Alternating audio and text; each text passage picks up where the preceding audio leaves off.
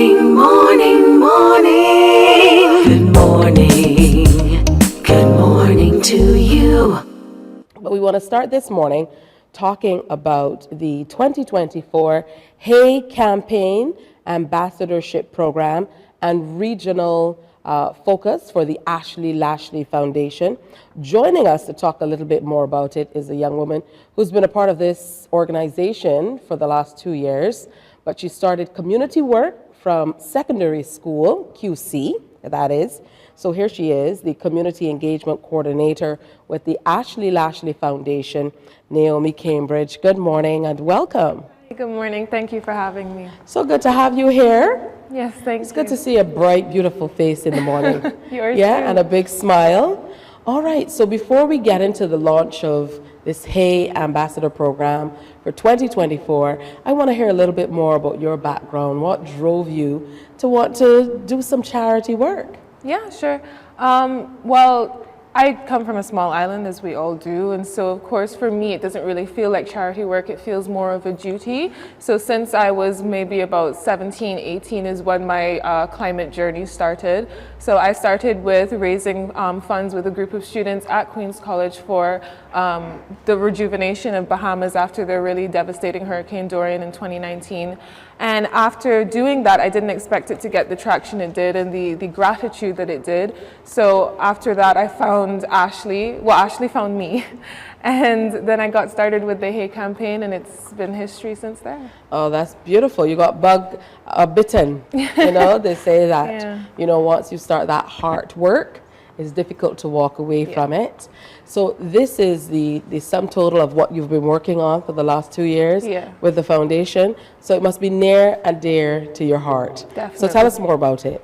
Yeah, sure, of course. So the Lashley Foundation has been running for about 3 years, and actually around 2019. So the Hey campaign is kind of like the baby of the entire foundation. So for those who don't know, the Hey campaign stands for Healthy and Environmentally Friendly Youth. And what it does is it tries to connect a multitude of global youth activists from all over the world together to train them and empower them and better them and give them the motivation and the tools to actualize their activism and to give them the opportunities that they would not have otherwise. So we represent so many regions. I think it's about 6. It's Europe, North America, Asia, Africa, Latin America, and the Caribbean. So yes, 6. And with that, we have reached, I think, thousands of ambassadors, have had hundreds of applicants over the past few years, and now our applications are open again for a new year. That's beautiful. What are some of the specific areas that you are working toward or that you have trained young people in over the years in keeping with the general objectives of this campaign? Yeah, so the crux of the entire foundation, but also the crux of the Hey campaign is climate change. So we've trained them to understand the different intricacies of climate change and how climate change is a very multifaceted issue. So how climate change connects to sports, how it connects to women, how it connects to climate change and health. Health is also a key focus of the entire foundation and the Hey campaign, seeing it as it is the first word in the name. And we've mainly had a main focus on climate change and health, but one of the things that we really use as our guiding point would be the SDGs. So the Sustainable Development Goals are something that we want to educate all of our ambassadors on and educate them on how they can connect their projects to achieving those Sustainable Development Goals in their own specific communities. So those are some of the things that we tend to focus on. Tell me what the ambassador has to do, because it sounds like it's going to be a busy period. Is it for a 1-year tenure? No, so at the beginning we had done a 1-year tenure, but every single year that we do the Hey campaign, we do feedback forms with our ambassadors and with our regional focal points to see what were the things that we could improve and what were the things that were good that we should continue to do. And one of the things was that the program, I think about 2 years ago, was just a bit too long. So now we have it in different stages. So we split up our regions. So we have cohort 1, which will be running for about 6 months, and then the other cohort would run for the next 6 months. So cohort 1 last year included Caribbean, Latin America, Africa, and I believe Asia as well. And with that, they would be focusing on the same things that cohort 2 would be focusing on, but just with a more focused group, with a smaller group so that they connect with each other more. And then also they would be having more attention information from the people that we have training them and the people and us as the executive team as well. The ambassador doesn't really have to do much to get involved. It's super simple. You can just go to the foundation's website, look up Hey Campaign, and the application form is right there, and all the different benefits that you can have and the different things you can apply for in the Hey Campaign. And then when you're in it, we say that you just need to dedicate, I think, at most maybe 10 hours of your week to this program, because you really just have to attend the capacity building sessions, connect with your ambassadors, help us to help you with your projects, and if there's anything else that you want regarding climate change and health, then we're there to supply it for you. There are also a number of benefits to be derived. Yes. So let's talk a little bit about that in terms of incentivizing those who are looking forward to applying for the ambassadorial post. So I can definitely speak to that. So I started my entire journey with the Hey Campaign. I was an ambassador, and then I got bumped up to Caribbean Regional Focal Point in the next year. So I know that growth is the number one thing that you can get, because now I work exclusively with the executive team in the entire foundation. So growth and just education and building your skills is the number one thing. But if you look on the website, the tangible opportunities that a lot of people tend to flock to are our main two things, which would be the Hey Global Climate Fund, where you can advocate your project towards us, give us a brief on what your climate activism project is or your health activism project would be, and we give grants of about either 2,500 or 5,000 USD to those projects. It's helped quite a few youth ambassadors across the years. I think we've given out about 6 grants so far, and there's on the website some traction to see how those projects went. And then the one that I can personally speak to would be the opportunity to go to the Conference of the Parties, which is the COPs that happen every year, which is the largest climate change conference in the world, which our own Prime Minister Mia Mottley goes to every year, and many other leaders of the entire world go to. I was able to go last year to Dubai, which is an area that I've never been to before, but also an experience that I've never had before, which was super enriching, and I can only thank the Hey Campaign for that. Well, now you know we're thoroughly intrigued. So you have to tell us what your particular area of focus was, Yeah. and why that engaged you in the way that it did for you to pursue it in this manner. So I started as a Hey ambassador, which is just any activism, any youth activist can come in and start as a Hey ambassador. But then the year that I got chosen to go to COP28, I was actually the Caribbean Regional Focal Point. I did not plan to apply again for the Hey Campaign Regional Focal Point. I had planned to apply to be an ambassador again, but some other people in the campaign that I had met had encouraged me to go for the role of Regional Focal Point, so I did. And I was able to just be able to lead the Caribbean ambassadors and help them with their projects and give them the guidance that I had also received in the previous year. And when I got chosen to be the regional focal point to go to COP, it was something that I never expected to be chosen for. But I was able to go represent not only Barbados, but the campaign itself, and go and take part in different panel discussions and meet so many other people and meet some ambassadors in person that I wasn't able to meet, because since we're such an international organization, we have a lot of online connections. So I have connections with people in Africa and Asia, but I was able to meet them in person for the first time at that conference. Sounds like growth. Yeah. Here you are presenting yourself so well, guiding other young people along. So what has it done for you on a personal level, being able to go in, first of all, as an ambassador and kind of move up the ranks? Mm-hmm. I think the number one thing for me has been the connections that I've made. Beyond all of the opportunities, beyond the professional growth, I think it's been the people that I've met, because I've been able to broaden my scope so much, meeting people not only in Barbados but also across the entire region, and seeing the things that they're able to do and learning from them and being able to share my stories with them as well. And also learning from people who are completely out of my region, in the African region, in the Asian region, in Europe, in North America, so many different amazing people and amazing young people, some even younger than me, who are doing absolutely incredible things. And I think that in and of itself is empowering to me, and it makes me want to keep going. Absolutely. Well, it sounds exciting. I also am sitting here stewing, wanting to hear about your Dubai experience, because that part of the world, a lot of people are going there these days. And of course, we see a lot more people on our feeds. So we get to experience through them a whole lot more of what's happening. So this morning, for those of us who've not been to Dubai, we're going to live vicariously through Naomi to talk about her experience at the COP conference, which, as you mentioned, is just, at the height of everything we're talking about with climate resilience and climate change and the like. Yeah, so, I mean, it was an incredible experience. So COP28 was, I think, one of the largest COP conferences that they've ever had. Seeing as it is in Dubai, it's always the biggest and largest and grandest of everything.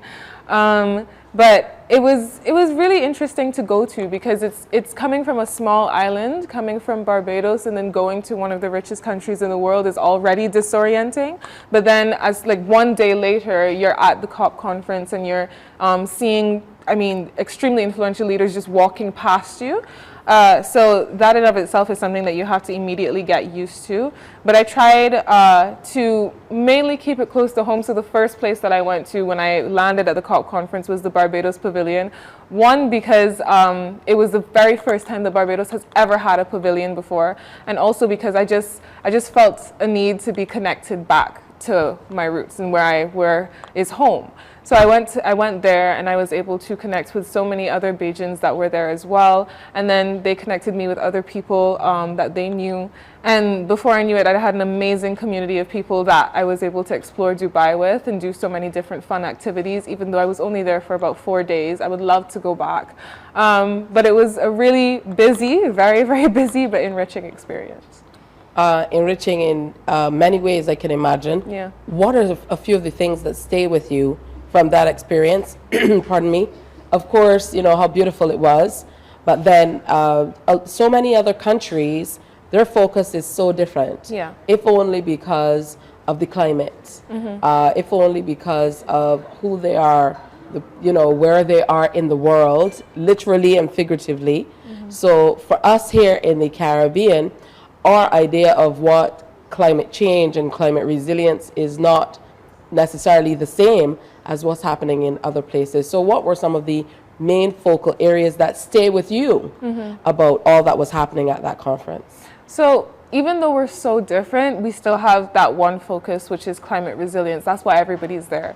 But everybody had their own different specific focuses within that main goal. Because of course, like I said, climate change is an extremely multifaceted issue. So it deals with many different areas and many different subsections in the overarching issue. So I think for the Caribbean, the number one thing was infrastructural resilience, ensuring that we have water sustainability, food sustainability. Those were the things that most of the Caribbean countries were focusing on. But then when you went to countries like Africa, it was mainly achieving their independence, a reduction on exploitation in their region, a reduction on fossil fuel usage. And then for some other countries, it was mainly empowerment of youth. So there's so many different focuses that each country has and so many different things that are so important and hold near and dear to them on more of a personal level because they're witnessing the issues firsthand. And some of them came from countries which whilst at the conference, their environments were already being ravaged. So I had met some people from Africa who said that their communities had already been flooded out and they just got there through the skin of their teeth just to represent their people and their cultures and their communities. And it wasn't just people from, the heights and flights of society. Some of them were from really small communities. The other ambassador from the Hay campaign that came with me, her name was Naya. She is from India and she's from an indigenous tribe in India that's off the skirts of India, and she'd never traveled that far before and she'd never done anything like this before, but she was there to represent her small community and her people. So stuff like that I think was the most enriching part for me, and to see the unique experiences of all those people and be so happy that they had a platform to share those experiences. What did you tell people about Barbados? Because there's so many people, even as I travel now, there are so many people who say Barbados and they kind of have to think about it, and you have to drop a few names, do some name dropping to be able to, and then they're like, oh yes, I'd love to visit. So, you know, what were you saying to people about your homeland? So I had good things and bad things. So Not bad things to say. No, bad things to respond to. Okay. So Mia Motley was one of the names that everybody knew at the conference. So they ultimately already kind of knew what Barbados was. The bad thing was that a lot of people thought that Barbados was, they thought the West Indies was a country. So that was something that I had to educate some people on because they know about the cricket. So there's the positive. Yeah. You let everybody know that the West Indies isn't a country. Or maybe that is something, you know, that's what we're working towards. So yeah, maybe that's written in the stars. Yeah, maybe it was a manifestation. But yeah, I said so many great things about Barbados. I only have great things to say about Barbados. We're such an enriching and amazing set of people here. And even though we're a small community and a small island, we are a really mighty and powerful island, which was already clear by having Lashley there. It was really impressive for me to walk around with her and have so many people already know her name and know the foundation, and they're from people all over the world, and she's there representing Barbados, and our whole Barbadian group in the Barbadian Pavilion was representing Barbados with their entire heart and their entire love for Barbados. So every time somebody came into the Barbados Pavilion, there were so many people there to greet them and tell them about Barbados and give them gifts from Barbados. So, I mean, Barbados was well represented. That's beautiful. In terms of the messages that we're sharing relating to climate resilience and so on, for young people like you who are already interested, you know, it's an easy sell. But do you find that people of your generation are truly interested, and are the messages resonating with them? Yeah, so yes and no. So I think it's already of interest because it's our future. So, of course, we're interested in our future and the preservation of our future and the preservation of our homelands. So, of course, that's already innately of interest to us. But the problem is that a lot of people feel desensitized to the issue because, of course, climate change is the number one thing that's being talked about all over the place. So many people start to just say, okay, yeah, I understand it. It's getting hotter. You know, the world there's global warming and there's many issues and there's hurricanes and floods. I understand it, but there's nothing I can do about it. And that's the mindset that we're trying to change. So we're trying to make people understand that climate change affects everybody, whether you're interested in sports, whether you're interested in fashion, whether you're just interested in business and the economy. Climate change impacts that directly as well. So we're trying to target climate change to each person and have them understand that even though it is an insurmountable issue, and even though it's a huge issue, there is things that you can do that does definitely make a difference. So that's the main message that I'm trying to change in people's minds. Absolutely beautiful. Good stuff. So let's get back on target because we're working today to encourage young people to apply to be ambassadors for this Hey campaign. You mentioned that it goes on for longer than a year. Yeah, so we'll have you in different cohorts. So you'll be either in cohort 1 or cohort 2. If you apply from the Caribbean, you're more than likely. So you're looking for one person? Yeah, well, we're looking for multiple people. So Okay. anybody can apply from the Hey to be in the Hey campaign. We take as many applicants as we can get, and we will see your application, vet you, and then if you're lucky enough to be accepted, then you're accepted with the entire group. We don't have any limits on how many people can apply. Really? Yeah. So you're hoping to get maybe 20 ambassadors stepping forward? Maybe more than that. And age ranges? Age ranges, so about 9 to 27 is the age range that we accept. So you can be in the youth bracket. And what are you looking for? So we're just looking for passionate people who are interested in climate change and health, people who may or may not have projects going on already. You don't have to have like your own renewable energy farm to go and apply to be in the Hey campaign. I didn't have any of that. I was just passionate about climate change and interested in climate change and health. And I applied and I got to where I am today. What do you think initially piqued your interest to get involved in this kind of way though? Because it's one thing to kind of sit on the outskirts and talk with your friends about climate change and maybe climate resilience. And we say it every single day, because I don't know about you, but last year here in Barbados, I'm most certainly not accustomed to that much rain. So all of a sudden we were having all of this rain, and then outside was hot. Yeah. I don't think that we've, certainly not in my lifetime, I've ever experienced Barbados being hot like that throughout the year. Yeah. And even coming on to Christmas, usually, you know, for us, it really isn't cold. Yeah, But we but say it's cold outside, you know, that kind of thing. So, you know, from your perspective, what was it, or what are some of the changes you've seen? So I think, I don't know a time where it wasn't interesting to me, but I think the number one thing that kickstarted it was seeing the natural disasters that we had witnessed, both in the Bahamas and both in our own region, with little storms that nearly massacred us as well. And I realized, okay, this is a dire issue, and this is an issue that is very, very, very important to us, and also important to my personal future as a young person, and as a young person that comes from a Caribbean island. But the number one thing that got me into the Hey campaign actually wasn't directly that passion, but it was Ashley. So I knew Ashley, and she was already so passionate about her programs and about her foundation, and she just sold it to me completely. She was just made to be a part of these things. I mean, just the name. Yeah. It's a superstar name already. I know, Ashley Lashley. I can just imagine like what school days were like. Yeah. For me, people always just call both my names, and it used to annoy me, but people still do that. I mean, you know, I guess when your name rhymes, or if they're short in terms of syllables, then people just go for everything. Yeah. Ashley Lashley. I mean, when you hear it, you can't look away. So it's wonderful to hear that she's flying this flag, you know, across the world and doing such amazing work. We check in with Ashley often, and you should check in with us often as well to let us know what you are up to. Let's go through the process